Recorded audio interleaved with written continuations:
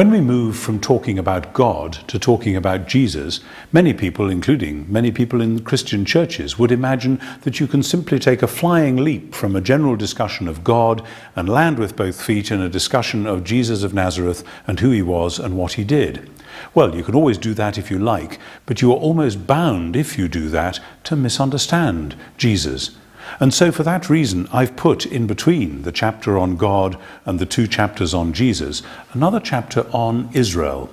Because actually, that is what, in effect, Matthew, Mark, Luke, and John, and Paul, and the other New Testament writers do. They set Jesus within the larger context of the whole Jewish world, the whole Jewish narrative, and they say that's how to make sense of him. We have to be careful about this because over the last 200 years, not least, many people in the Western Church have imagined that you can construct a Jesus without really noticing his Jewishness. Oh yes, they say, of course Jesus happened to be a first-century Jew, but that's just a kind of accident of history. And really he was just a great religious teacher, a kind of wonderful, wandering philosopher who taught people about the real meaning of life. And he could have done that really at any time. So we can, they think, get rid of all those rather odd Jewish bits which seem still to cluster around the stories. Well, you can't, or at least not if you want really to get to grips with who Jesus was. And despite the attempts of many in our own day, echoing the attempts of many in the 2nd and 3rd centuries actually, to do without the Jewish context for Jesus, I really want to say it can't be done. But there's a problem about any Christian talking about Israel and the Jews and Judaism. It's a problem that's been with us in one form or another for a couple of thousand years, and it's not getting any easier as we live with it now. And the problem came to its sharpest focus, perhaps ever, in the middle of the 20th century, when one country with a long Christian tradition, though also tragically with a more recent, strong, newly pagan tradition, namely the German people, decided through the person of their leader, Adolf Hitler, that the Jews were an undesirable sub-race and they had to be eliminated from the earth as best he could. And that horrible, blasphemous, wicked piece of nonsense has dogged relationships between Christians and Jews ever since, so that anything that a Christian like myself says about the Jewish people will carry with it for many listeners and viewers a sense of a shadow. Where does he stand on the whole issue of the Holocaust? Well, I've already told you what I think about that extraordinary piece of wickedness and nonsense. But the question goes deeper. It goes into attitudes and assumptions and ideologies. And this is a problem because, as you'll find if you read through the ways in which Christians have written about Judaism over the last many years, there are two different ways of telling the story, and we need to be clear that it isn't actually as easy as you might imagine. On the one hand, there are people who say, well, we are not going to try to pretend that we have got something which makes Jews inferior and so dispenses with them. So we'll say that Christianity is totally different from Judaism. It's just a different religion entirely, and it can simply exist on a parallel track to Judaism. In fact, the people who've done that historically, starting off almost certainly in the 1st century, were seen by the earliest Christians as dangerously anti-Jewish, because they were saying that Israel is different from us, and therefore Israel's God maybe is different. And by the 2nd century there were people who were saying exactly that. The God of Israel is a secondary God who made the world, and that was a mistake, and called Israel, and that was certainly a mistake, and we are following a different way of life, following this man Jesus who happens to have been Jewish but really taught a bunch of very different things. So simply having Christianity and Judaism on parallel tracks without any joining between them is really a major problem, and led in the 2nd century and has led in some subsequent centuries to an implicit anti-Judaism which can be quite strong and powerful at an almost subliminal level. The alternative is to take the way that the New Testament tells the story, which is to say that what happened in Jesus and what happened through the death and resurrection of Jesus and the gift of the Spirit really was the climax of the long narrative which began when God called Abraham, continued when God worked through Moses and David and the prophets, and was actually the moment for which all Israel had been waiting. And you see, when you say that, what you're saying is that the Jewish traditions were good. They were God-given. That the God of Israel, the creator of the world, is and was a good God. And that we are celebrating that fact in celebrating what we say about Jesus. The trick then is to recognize that in saying that, one is not saying that first century Jews or 21st century Jews are stupid or ignorant or unfaithful or any such thing. Rather that we believe that their history in what we call the Old Testament period did indeed reach its God-ordained climax in Jesus of Nazareth. And then we have to notice something interesting. There were lots of other Jewish groups in the first century who believed that that great story had come to its fulfillment with them, with their leader, with their prophet, with their Messiah, with their new way of reading Israel's law. So that the early Christian claim about Jesus in relation to Israel's story is not anti-Jewish, it is rather typically Jewish. That is how first century Jews constructed their sense of who they were and what God was doing in and through them.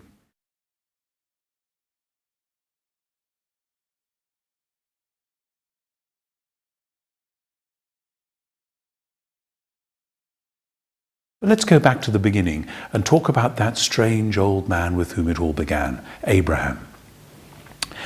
In chapter 12 of the first book of the Bible, Genesis, God calls Abraham and makes the most stunning promise to him. Up until then, the story of the Bible had been the story of a good creation spoilt by human rebellion. And God says to Abraham, you're going to be the one through whose family creation is going to get unspoiled, is going to get put to rights at last. God says in you and in your family, all the families of the earth will be blessed. Over against, as the reader knows, the curse that has come upon the whole human race and the whole creation through the rebellion of God's image-bearing humans. And so Abraham is called to leave his country and go to a new land and trust God for what is going to happen through that. And at every stage, though God's purposes for and through Abraham are much larger than Abraham himself, or Isaac, or Jacob, his son and grandson, those promises also work on them personally, and we can see that happening in the stories. But right from the beginning, it's about God doing strange things through them, things both for them and then through them, implicitly at least, for the wider world. But it all seems to go horribly wrong a few generations later when Abraham's family, or rather his grandson Jacob's family, go off down to Egypt and end up being enslaved there. And then God does the most dramatic thing. He calls Moses and equips Moses to be somebody who will trust him and obey him, and says, you're going to bring my people out of Egypt and you're going to take them back to the land that I promised to Abraham and to Isaac and to Jacob. And so the story of Israel, the character of the people of Israel, has etched into it very deeply that story of going away and coming back again, of exile and homecoming, of slavery and exodus, of feeling that it had all gone horribly wrong, and then discovering that through a fresh act of God, it was all going to go remarkably right after all. And so the children of Israel come out of Egypt, out of slavery, under the leadership of Moses, at the time of the Exodus. They come to Mount Sinai and they are given the law, the Torah, the wonderful God-given document which tells them how to be God's people. And so they journey on, rebellious still, through the wilderness. Despite the presence of God with them, they're still grumbling and kicking and squealing and wanting to do anything other than what God wants them to do. And finally, despite all that, they are brought into the promised land. Things don't go brilliantly there either for quite a while. And even when God raises up a king at last, a man after his own heart, as it says, David and then his son Solomon, things are still shot through with a bit of a problem, a bit of a puzzle to say the least, because David sins dramatically and his son Solomon has his heart turned away from following God. So that as we look at the story even that far, we discover that there's something very odd about it. The people who are called to be the bearers of God's solution for the world are also the people who find that the problem of the world is inside them as well. It isn't that they are absolutely pure, able to carry all before them. They too are infected with the problem to which they are carrying the medicine that will bring the rescue. Now that's a very puzzling situation for anyone to be in, and we can see that puzzle worked out in the story of Israel over and over again in the subsequent books about later kings and prophets and how it all developed from there. And then that strand, that dark strand of rebellion, comes into its own at last. And after 500 or so years of monarchy of David and his descendants, the children of Israel are finally driven out of their land. The king of Babylon comes and demolishes Jerusalem, demolishes the temple, and takes them off into exile. And there you might have thought the story would have stopped. But it didn't. After 70 years, according to prophecy, and then it actually happened, God astonishingly allowed them to go back to their own land. That was how they put it anyway. Of course, it took a pagan king to say, I think we'll send those Jews back home, but they read that without a shadow of doubt as the action of God within their own history. So not only did they have etched into their memory a story of a God who comes and rescues his people when they're in slavery, they now had a story of a God who took them in a situation where they were as good as dead and brought them, as it were, back to life again. And in fact, one of the greatest prophets, Ezekiel, spoke of the return from exile in exactly those terms of dry bones coming to life, being clothed with sinews and flesh, having breath put in them, and then being able to stand on their feet and walk about. The return of the Jews to the land was like a resurrection, and they spoke of it in those terms. But even then, after the return from exile, it wasn't all plain sailing. Indeed, some of the post-exilic prophets, like Malachi, have to go on and on to their contemporaries about how, well, yes, you've come back, we agree it's not quite as glorious as we thought it was going to be, but one day it will be. And in those 300 or 400 years before the time we now know as the time of Jesus, the hope of Israel, rooted in the promises to Abraham, echoing the themes of the Exodus, rooted more in the story of David and the promises God made to him about a kingdom, that hope of Israel went on looking forward. We ain't finished yet. God has done great things for us in the past, and he's going to do great things not only for us but for the whole world in the future. What are those great things that they believed God was going to do? We have many Jewish documents from the centuries immediately before the time of Jesus, documents that is in addition to the ones we find in what we call the Old Testament, which enable us to get to the heart of what many, many Jews were longing for as they were waiting and praying and hoping for their God to act. And these correspond quite closely to those echoes of a voice we talked about earlier in the book and earlier in this course. First, they longed for a king. Not all Jews did. Some were fed up with the kings they'd had and didn't really want another person to rule over them. But many spoke of a coming king, an anointed one, a Messiah, who would bring God's justice to the world at last.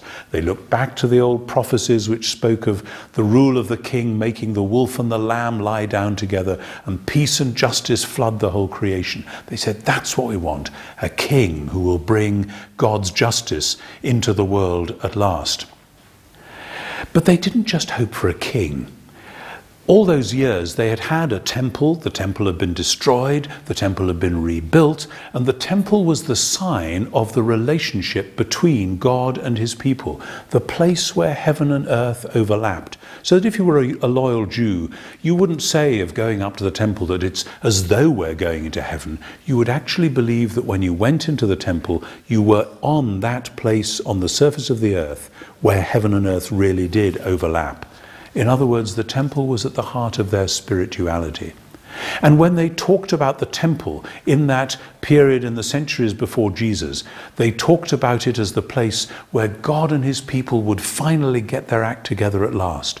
The Lord whom ye seek, said Malachi, will suddenly come to his temple. The messenger of the covenant in whom you delight, he is coming. A rich spirituality fostered through the worship in the temple would finally be answered at last when God came to embrace that people as his very own. But it wasn't just the king, and it wasn't just the temple.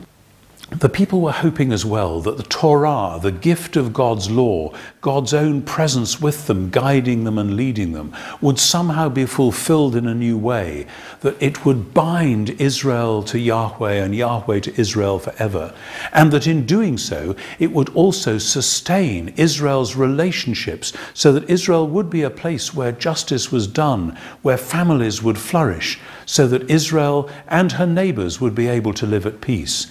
There was this longing for relationship, a relationship that would last forever.